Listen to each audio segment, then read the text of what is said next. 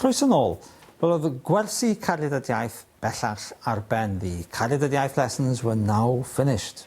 Ond cyn i ni throi hi tuag adref before we headed home, gawson ni amser I fynd am dro bach a threulio amser efo'n gilydd.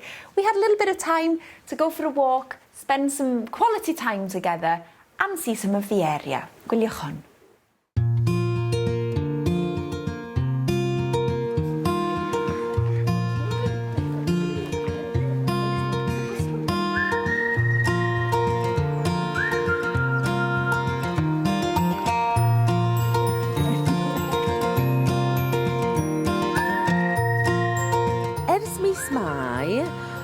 Dwi wedi gweithio ar y cyfres Stella ar gyfer y teledu a mae llawer o bobl yn siarad Cymraeg, diolch byth, actorion a criw a mae nhw'n hapus I helpu fi I siarad Cymraeg bob dydd. Ofio, neu merlota, neu dringo ar y wal.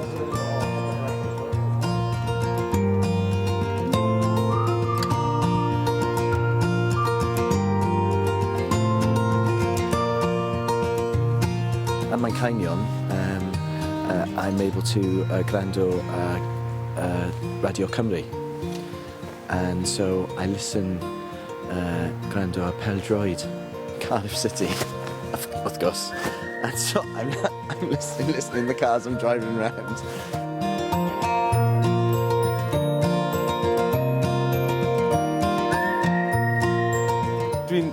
Dwi'n meddwl mae lot o Gymraeg nawr a mae lot mwy hyder I siarad Cymraeg achos ers y rhaglen yn mis Mai dwi'n mynd i'r gwersi Cymraeg 3 neu 2 waith bob wythnos.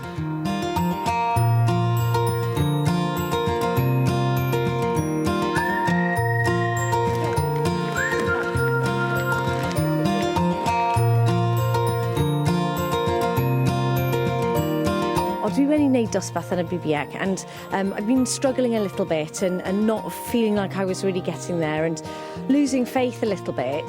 So that's why it's been so brilliant to be here. I feel like I've got my enthusiasm and a little bit more confidence back again, and I feel like the Welsh is sort of starting to come back again, and it's just made me think, that's it, I'm going to keep going, because that's half the battle sometimes, isn't it?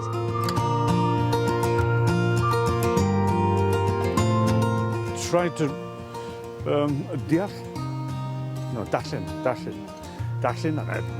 deall Cymraeg llyfr, you know, most of the time, most days.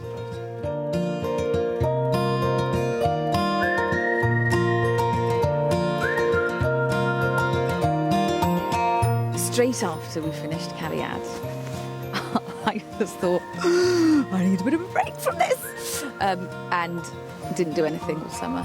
And then thought, I know I'm not going to waste the fact that I've done Aduniad iaith. And then went back to dosbarth Cymraeg full of renewed enthusiasm. I found it difficult to find people to siarad Cymraeg with because I'm not in Wales, I'm in London, and but it's lovely to be back here and to be surrounded by Cymraeg again.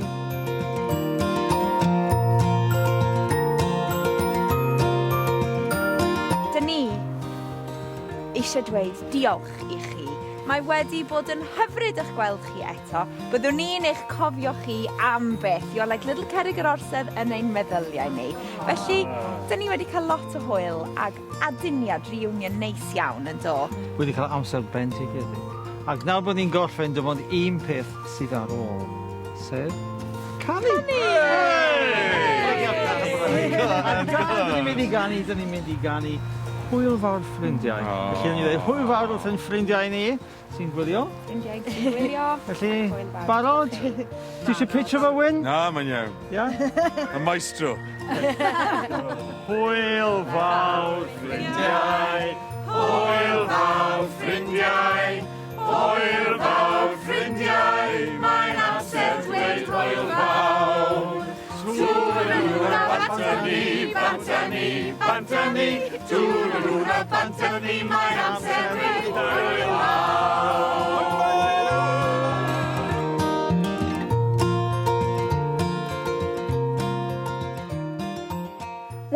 ffrindiau, mae'n amser I ni ddeud hwyl fawr rwan hefyd, ond diolch I chi am ymuno hefo ni yn ystod y mis dwytha wrth I ni edrych yn ôl ar wersi Cariad at iaith yr Aduniad.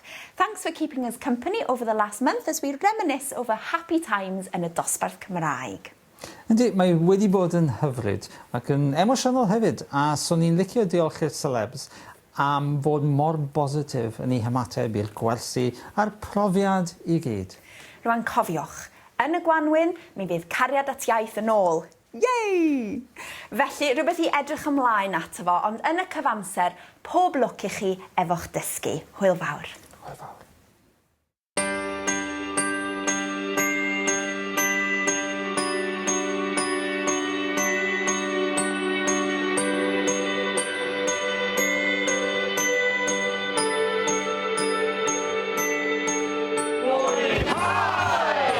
Tiriaethau ffala.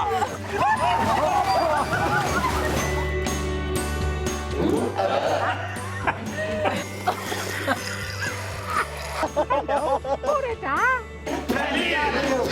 Tynnu. Delicate iawn ar ddynnu. Not even hanner hour wedi saith. An orange carrot sliced.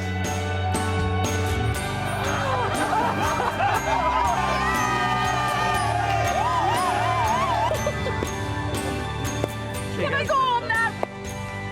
Oh, diolch!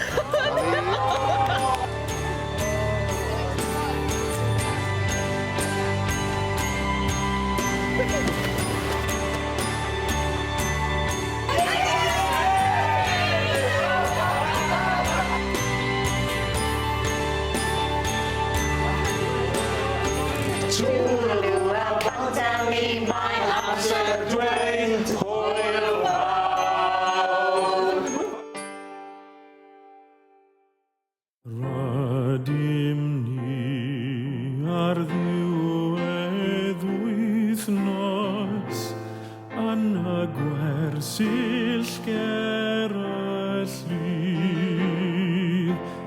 Mae fy ffrindiau yn anghanu ac fe'n treiglo wir I chi.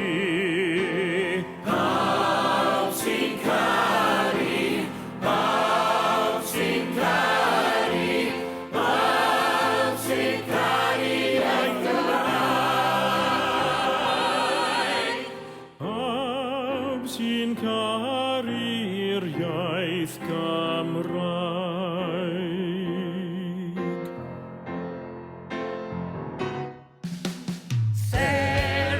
Serados at nid ar llwyfan ydym ni ers wythnos nawr. Gwrando'n ystod ac ymarfer a gwedwyd o'n ffrindiau mawr. Pawb sy'n caru, pawb sy'n caru, pawb sy'n caru'r iaith Gymraeg. Pawb sy'n caru'r iaith Gymraeg. Tebyg iawn I gêm o rygbi, rhaid I bawb waithio fel tîm. Mae yr wyth sydd yn ei llwyd fel teulu'n hapus a hytun. Pawb sy'n caru, pawb sy'n caru, pawb sy'n caru'r iaith Gymraeg. Pawb sy'n caru'r iaith Gymraeg.